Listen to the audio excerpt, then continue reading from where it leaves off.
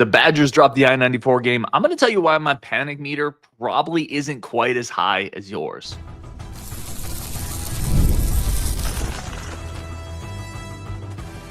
You are Locked On Badgers, your daily podcast on the Wisconsin Badgers. Part of the Locked On Podcast Network, your team every day. What is going on, Badger fans? Welcome to Locked On Badgers, your team every single day. Thank you for tuning in. Thank you for being part of the community. My name is Ryan Herrings. I'm your host, part of the Locked On Podcast Network. Sorry for the late reaction show today. I've been traveling, been wheels up all day, so we've had some of that. We definitely got to talk about it, though. The Badgers dropped the in-state rivalry game to Marquette. Got to play the sadness sound when you lose a rivalry game. Badgers dropped 2 in a row, dropped to 8-2 on the season. Let's talk about this one. Kind of a tale of two halves. A couple things I want to get into. The first one is let's talk about that second half where it fell apart. And this Marquette team really took it to Wisconsin with pressure on both sides. It's ball pressure defensively. What that ball pressure did, that's something that we worried about at the beginning of the season. How with this team that last year and for many years has struggled with athletic perimeter defense, has struggled with teams that will press out, that will extend man coverage, 5-10 feet beyond the three-point line. How did the Badgers deal with that without a point guard, without a traditional point guard? It took them out of their offense at times today. Some of those turnovers, it's because the Badgers got sped up, right? It's because Marquette is able to extend some pressure, and it got the Badgers out of some sets. It got the Badgers into some turnovers, and at times I think it took them out of their offense. I want to talk a little bit later about, I think we still have to hit the post more. I just because we want to play spread out, at times it's like we just forget about the post element, and I think that plays into what Marquette was trying to do today. So I didn't love that aspect of it. And then offensively, pressure again, right? Pressure at the rim. Instead of ball pressure defensively, Marquette was applying pressure at the rim at Wisconsin. They shot 50% from the field, and Wisconsin it's a two-part issue. And these issues were there last year, and they're still going to be there this year against teams that can really get downhill, that can really put pressure on the paint. Wisconsin doesn't have a shot blocker that's going to step up and really deter those shots or alter them. And they also struggle to keep people out of the paint. Sometimes when you see some of the defensive lapses, Wisconsin gave up 88 today, 50% from the field. That's not good enough. Now, Marquette's really good. Give credit where credit's due for sure. But it's not all on the shot blocking. You also just got to guard your guy. And there was a timeout, I was listening to it, and I thought Greg Hart said it perfectly. He sounded exasperated. He's like, you got to guard your guy. And it's tough when you're putting a lot of pressure on your center and your power forward who aren't really shot blockers anyway. So yeah, Marquette was able to exploit both those things. A couple other issues here. You're not getting anything offensively out of the 4 and 5. Crowell, Amos, Winter gave you 9 points combined today, which means that's a ton of pressure on Klesman, Tonje, Blackwell, McGee, Gilmore. I mean, not really Gilmore. He's not in that. But if you need if you're getting 10 points from your 3 primary frontcourt guys, I mean, you're basically saying we need 20 from everyone else. We need 20 from Klesman. We need 20 from Blackwell. We need 20 from Tonje to win tough games. That's a hard ask. You got to get more offensively from Crowell. You got to get more offensively from Winter consistently. You got to get more from Amos if he's going to be a part of this team. And boy, he struggled today. Xavier Amos struggled today. The game was too fast for him. He played 6 minutes. He was brought in to provide offensive punch in the front court, and it is not working so far. If you're going to get 9 points from your 4 and 5 spots, man, it's going to be hard to win games, especially on the road. I'm going to get into some reasons why I'm not as worried, but you got to get more offensively. And again, this kind of played into what Marquette was doing. I thought you got to hit the post more, get Tonje in the post more, get Blackwell in the post more. Because what you're going to do if you get him in the post more, you're going to force Marquette to sink back a little bit. It's going to open a few things up for you.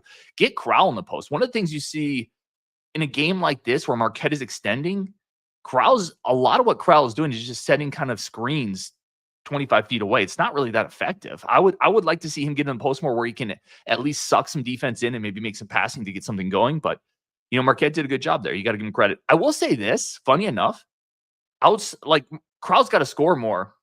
And I don't think we gave him a ton of great opportunities to do it in this game, but he had 11 boards. That's actually the version of Steven Crowell we need on the glass. He had 11 boards. He had 2 or 3 offensive rebounds early that led to second chance points for the Badgers. That's the version of Steven Crowell you want on the glass. That's about the best you're going to get. He was getting some out-of-band rebounds, some nice help defense, but You got to get more than 2 points, man, from your 5. You're starting 5. You got to get more. And they weren't able to do that. Here's some of the good, though. I've been talking about for all season. Max Klesman's going to get going. He's too good of a shooter historically to shoot like this. Max Klesman's going to get going, and he got going today. That's a really good sign for Wisconsin. If that continues happening, now you add him into a Tanjay Blackwell. Tanjay had a rough day today, which is the other thing I want to talk about. That first half, where this game really got out of control was the second half where Tanjay had to sit with 3 fouls. Should guard have brought him in a little earlier? Yeah, I think so. I think coaches at times get a little too crazy about he's got 3 fouls. Now we got to sit him for a while. Well, if you sit him for too long and the game gets out of hand, it doesn't matter. Like, you got to roll the dice a little bit with a guy like Tanjay in a game like this. I thought guard maybe sat him a little too long, but it is what it is. That's probably hindsight there. But you're in there in the first half. Klesman shooting well. I think that's a real good positive because if he starts coming back around, you add him into what Tanjay and Blackwell have done all year, you start to see some really nice things there. I talked about Crowell, and then you got to get more. You got to get more from the front court in the offense. Let's get some comments in here. This is from Downstream. Yeah, it's a tough stretch. He said could be 0-4 with Illinois and Butler. Unfortunately, could be, but they could also win those. Like, don't. This is just me. Don't get too crazy because they've dropped a 3-point game to Michigan, who's a really good team, and then they went on their first true road game and let a second half get away from them against the number 5 team in the country. This team has never been perfect, right? Even when they were really rolling, beating Pitt, like, this is not a team I was thinking is going to be a 2 or 3 seed. Like, I was like, this is a good team. It's a good team. It has flaws. It has holes. But don't get too crazy with pessimism because they dropped two back-to-back games against 2 really good teams.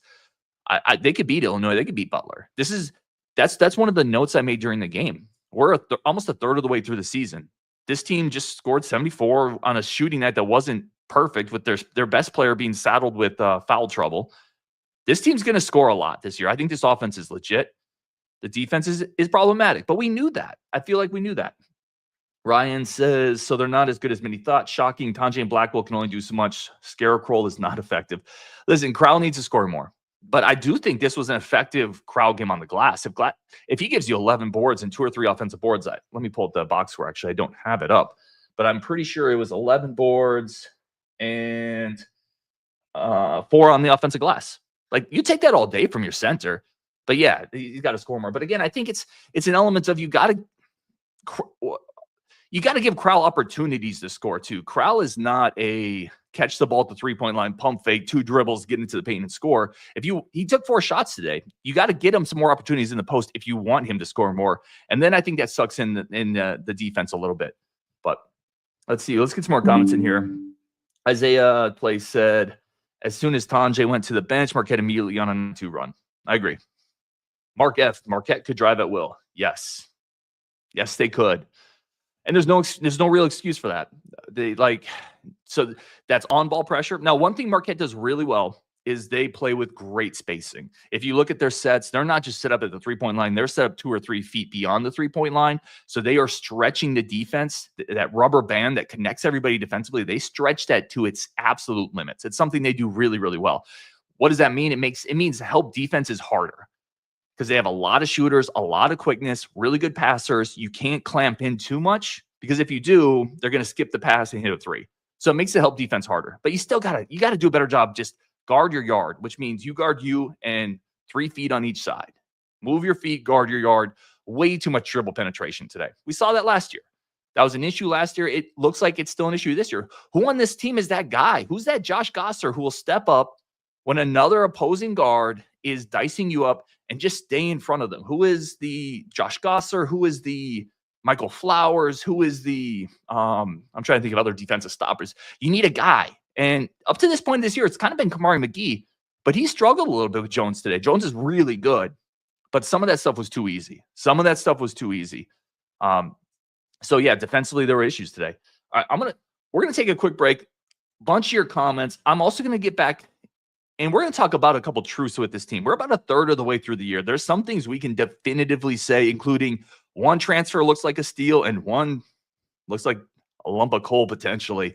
We're going to do that next on Locked On Badgers. Plus your comments. Wisconsin drops its second game of the year, losing to Marquette. Today's episode brought to you by our amazing friends over at Omaha Steaks.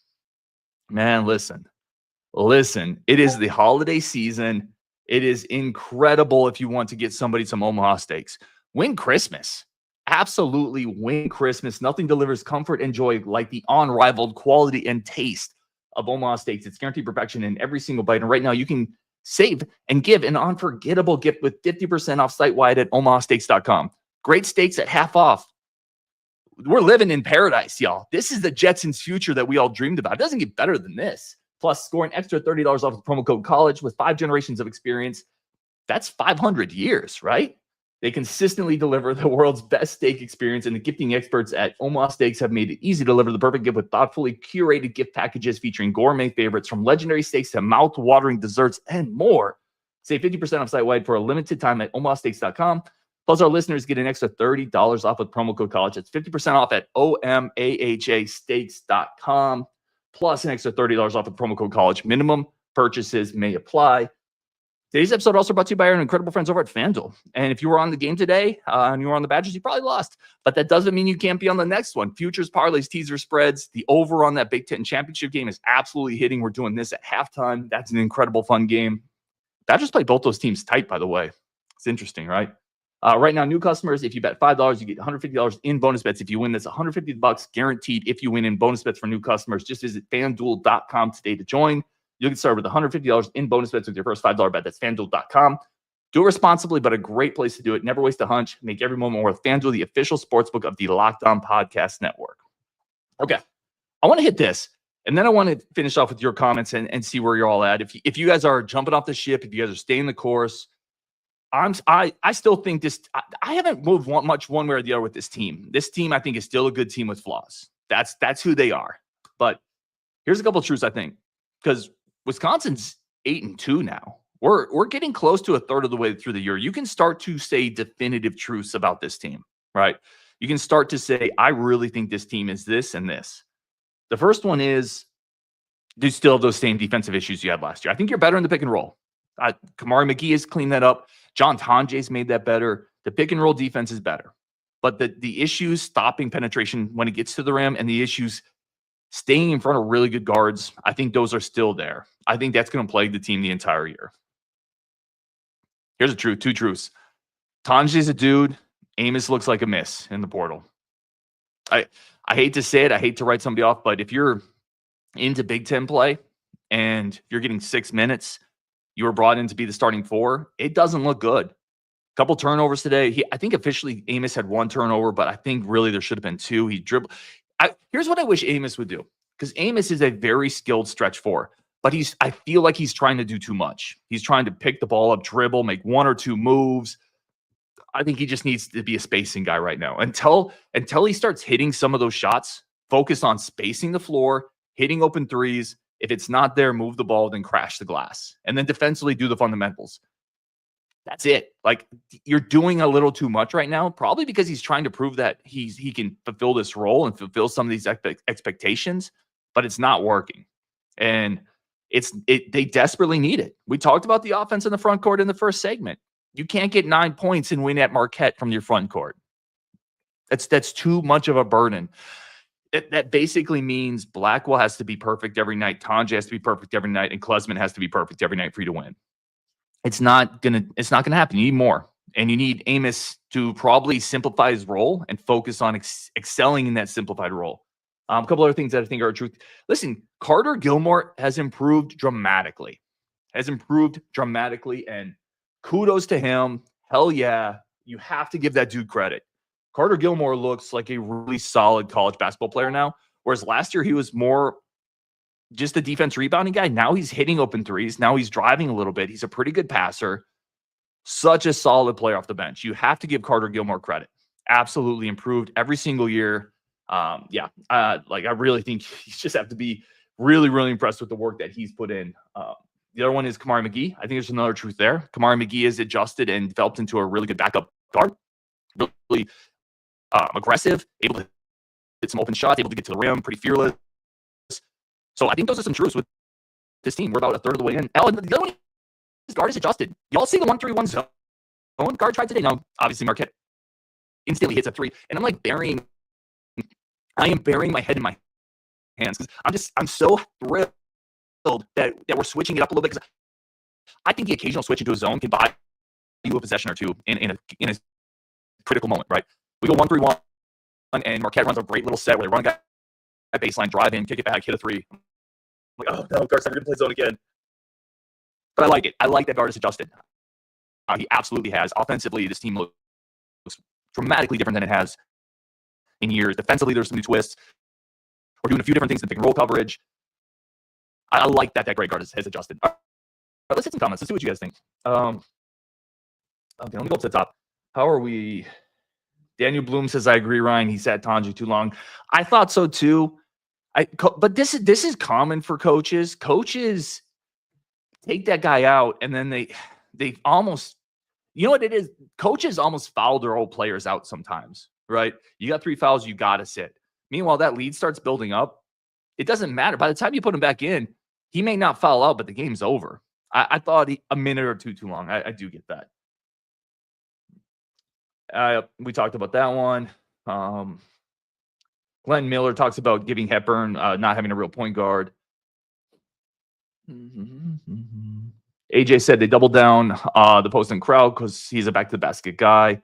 Yeah, and then he hits other people on the corner though. On Culture Barbarian, we getting a show when they finally hire the new OC. So I did a show on Grimes. It is official now, but it did kind of talk about it. Let's do my 3-minute thing on the new offensive coordinator, Coach Jeff Grimes, coming over from Kansas. I think he's a good hire. They absolutely have to pair him with a quarterbacks coach and a passing game coordinator. I think he's more of a piece than an architect. Grimes is a guy who's going to come in, hopefully fix some of the running game issues, make the running game more creative, bring us back a little bit to what I think fits us better as a identity, that fits Fickle better as an identity. But we got to find a quarterback. You have to find a guy who can help elevate the passing game, because that's not Grimes. And if you do that and you can pair him with Coach Grimes at OC, I think you could have something here that really works. But you have to do that second part of it. Here's where I'm at. Bo Dragon says Winter is better than Crowell. I don't know. I think Crowell gives you more size, a little more power, got you 11 rebounds. Winter, yeah, is definitely a more fluid athlete. There's no doubt about that. Mark D said Crowell had a really bad game, couldn't guard Joplin. Yeah, Joplin ate him up. Joplin's a good player. Yeah, that is true. Gus said Cam Jones very good, confirmed. Their pressure sped us up. This is from Gus. Forced turnovers. I like their pace, but we got to take care of the ball. Agreed. This team, if you're going to play with this brand of basketball and they're going to spread the floor, they're going to try to hunt early shots, you have to play with more pace, which they did.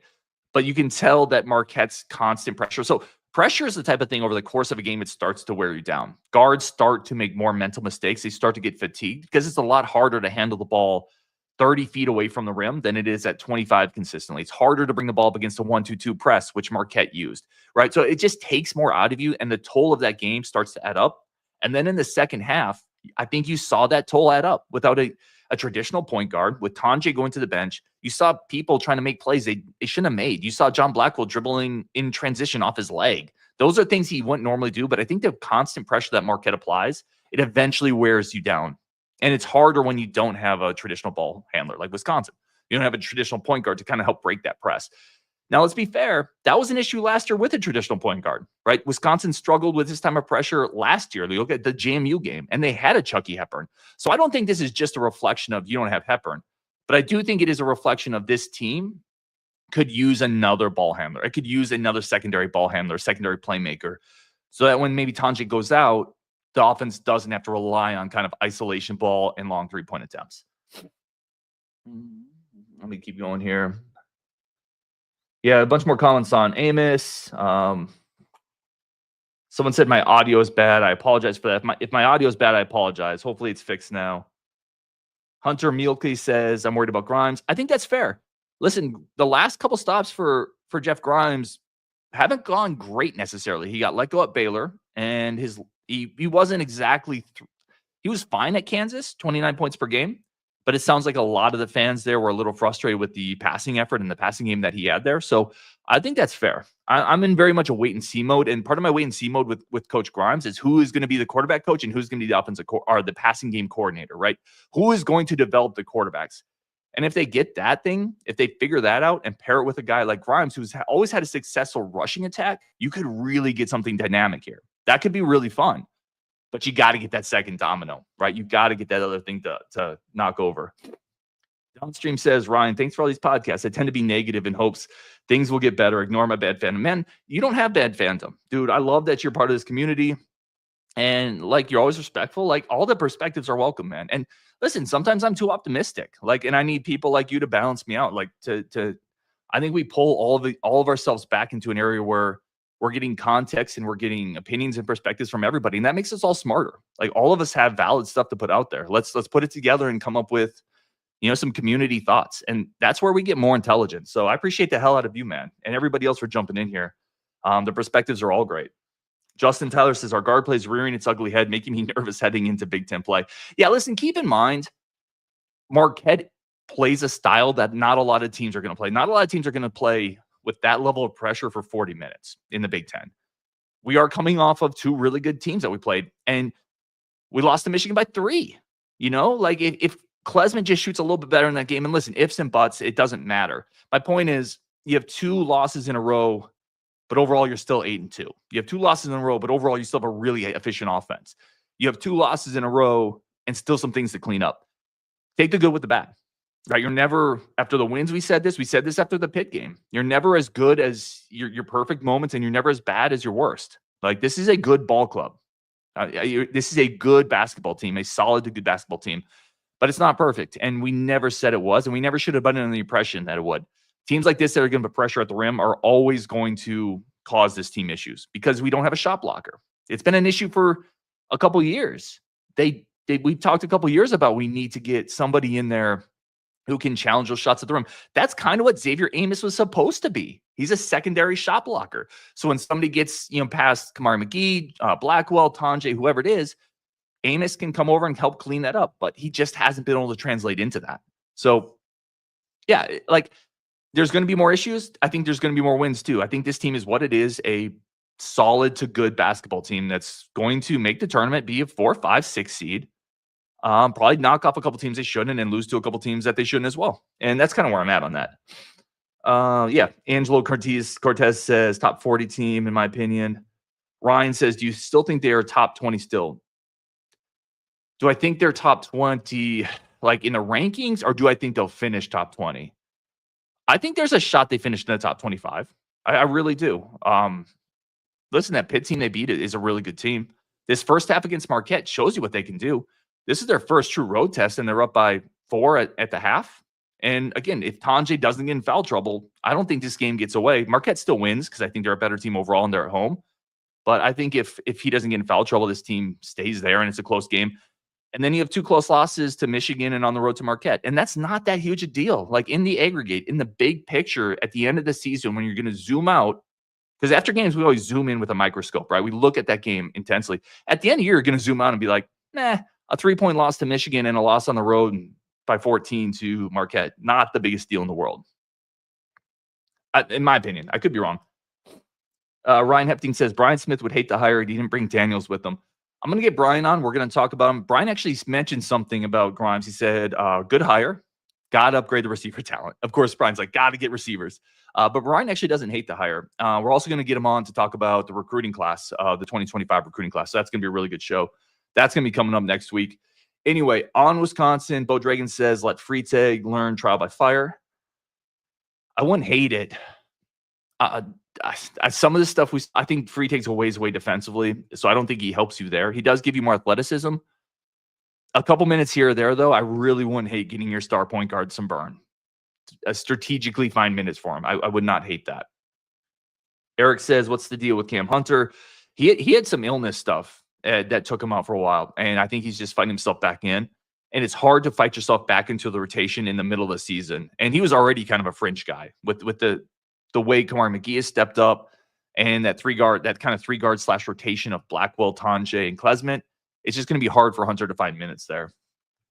Mitch Ames says, I love Blackwell, but he's not a great ball handler. Yeah, he's a 2. He's a combo. Like, he's definitely not a traditional 1. I think he's a really good passer. He has a really good feel for passing, but his ball handling needs to take another step up with the amount of pressure and responsibility we put on him. I agree with that. I also want him to be a little more consistent offensively. He's been a little more up and down this year than I thought he would be. And I kind of wonder if that's partially due to the pressure that he feels being that primary ball handler. Anyway, on Wisconsin, y'all are amazing. More content coming up next week. We will talk tomorrow. Badgers fall to 8-2 on the year. I still think it's a good team, though. I wouldn't panic too much yet, Badger fans. We'll talk tomorrow on Wisconsin.